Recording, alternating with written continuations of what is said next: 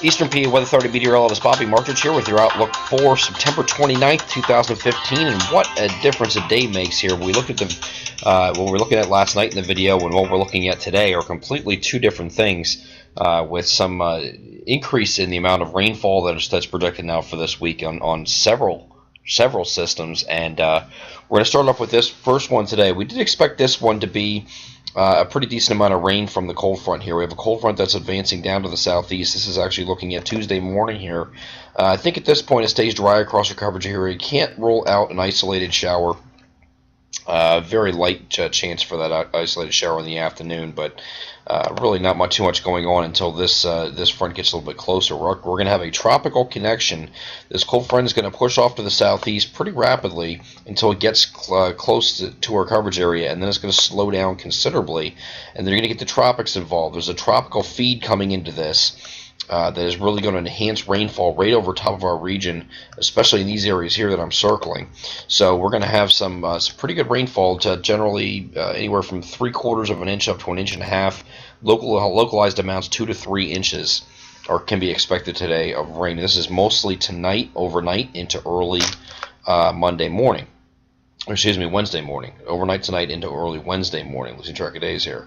Here's later in the day here on Tuesday, and then in the overnight periods we're expecting that heavy rain to come through. Again, there's some embedded very heavy rain in this setup here, and this is all being enhanced by that tropical feed coming into the system here. So I really think the best chance for the heaviest rain is actually going to be up a little bit further north than this model has it here, mostly over Pennsylvania, northeastern PA, east central PA, and western portions of actually we'll keep all of PA in that 3/4 of an inch to 1.5, with localized amounts in the 2 to 3 inch range. We'll keep all of that in there, and then you get into mainly northern New Jersey. We'll do better than southern New Jersey and Delaware in the precipitation department with this frontal boundary. Let's go over the NAM high-res future simulated radar, and this is looking at early in the morning here on Tuesday, and going a little bit forward again, just an isolated shower is all you can expect for the day. Most areas stay dry, but then as we head toward the evening, this shower activity will increase. This is actually like mid-evening here. It starts picking up, and then some embedded heavy rain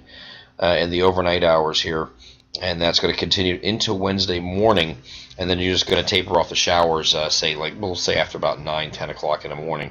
We'll taper off to just showers, on and off showers throughout the rest of the day. So won't be once we get into Wednesday, it's more hit or miss. It's not as much of the heavy stuff that comes overnight tonight.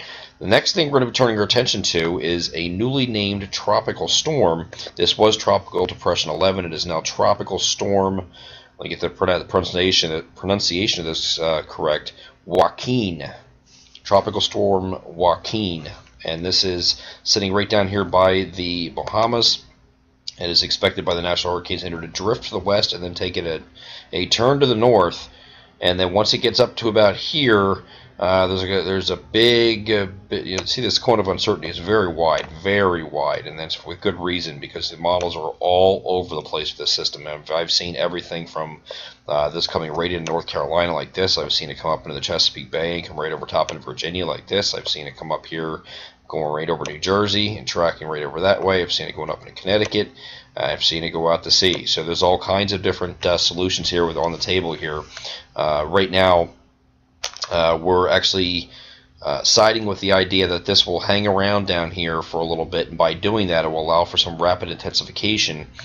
And if it does rapidly intensify, this can get up close to Category 1 hurricane strength, or a hybrid version thereof if it faces with a trough axis. It's going to be sitting over the eastern seaboard here. So as this thing comes up, I think the trough's going to pick it up, and there could be a phase in here which would turn it into a post-tropical hybrid system. So with a lot of time to look at this here yet, we have so much uncertainty, but we do have the opportunity for in the Friday-Saturday time frame to have another round of very, very heavy rain in association with remnants of this system at the very least. So that's what we're going to be watching for the next couple of days. Where does it go? Does it even hit here? Does it miss entirely? Does it head further out to sea? Does it come right over us and nail us with some very heavy rain? We really don't know that yet.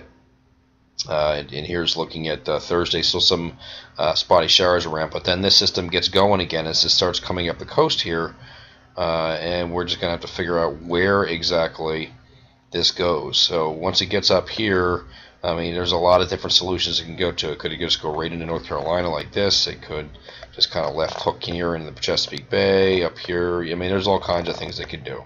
All kinds of things.